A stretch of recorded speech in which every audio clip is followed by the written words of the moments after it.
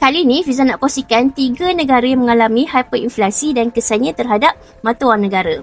Okey, negara pertama Zimbabwe yang mengalami inflasi tahunan sekitar 89.76 trilion persen pada tahun 2008. Harga barang naik setiap jam, duit kertas jadi kosong dan rakyat guna sistem barter dan emas fizikal untuk beli barang keperluan.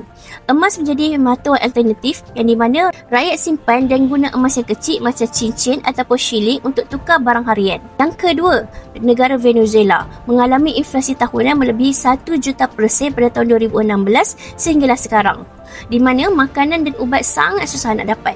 Duit hilang nilai dan ramai rakyat lari kepada negara jiran. Rakyat pula mula tukar wang kepada emas fizikal sebagai pelindung nilai. Pelarian juga gunakan emas. Yang ketiga, negara Jerman. Ketika Weimar Republic sekitar tahun 1921 sehingga 1923, inflasi bulanan negara tersebut sekitar 29,500%.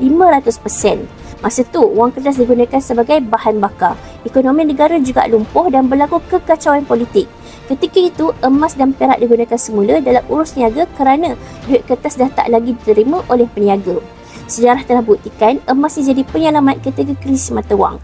Negara-negara yang hadapi hyperinflasi akhirnya bergantung pada emas untuk lindungi rakyat dan pulihkan ekonomi.